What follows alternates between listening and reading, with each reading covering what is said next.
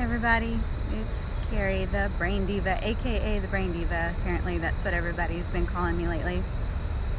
I just finished visiting some people at MUSC, and last night after I left here, I was thinking about the road that I took to work in pediatric therapy.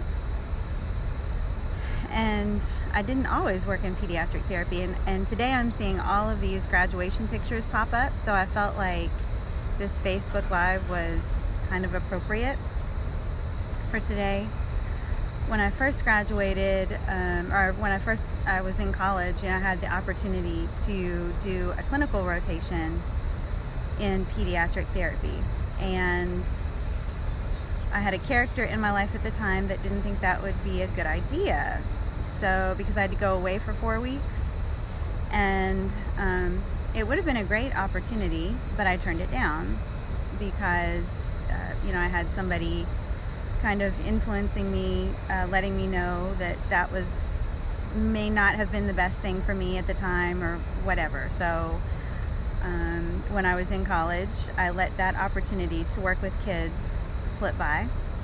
And then right after I had my first son, Connor, we were living outside of Columbia, and I just remembered this last night. I had another opportunity to work in pediatrics when Connor was a couple months old, and a PT approached me and told me that she was starting her own pediatric business and she wanted me to work with her.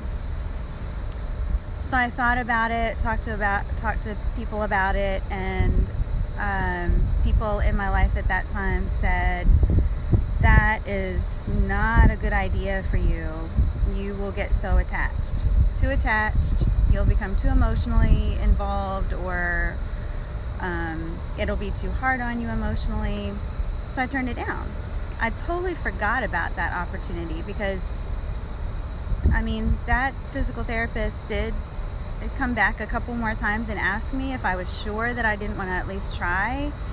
And from everybody else's thoughts about what I was, how I would feel about working in pediatrics, I turned it down. And then shortly after that, I moved back to the coast and took the job at Waccamaw Hospital, and I met amazing people at Waccamaw. I worked with some great people there and great patients, and so I spent the next 10 years working with adults, which was great. I learned so much. I met awesome people. I worked with awesome patients.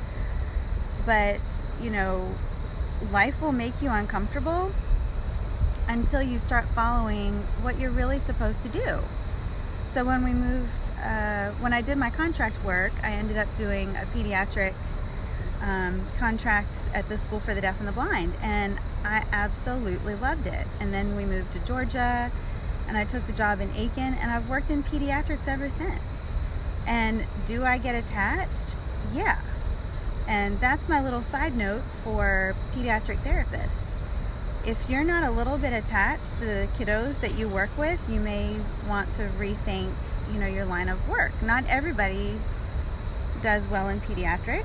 Not everybody is comfortable with it, and you do get attached, and sometimes it's hard. But as a pediatric therapist, you get to know the families and the kiddos really, really well.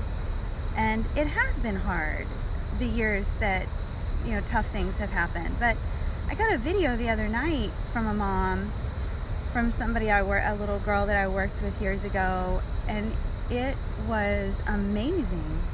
And I just burst into tears, happy tears, because when I worked with her, she was little, and we worked really hard on stuff, and now a couple of years later, she's doing amazing things. And I look at the good stuff, I look at the good aspect of it. I've never really focused on the getting attached or anything like that as being bad. So I think for the people who are graduating, I just want to tell you that, you're going to hear a lot of opinions from people about what you should or should not do.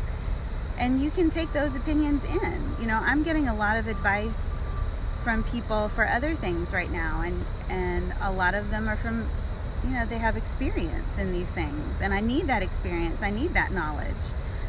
But at the end of the day, you have to follow your heart, because pediatrics is, definitely, of course now brain coaching, emotional intelligence, and speaking is what I love to do, but I haven't stopped doing pediatrics.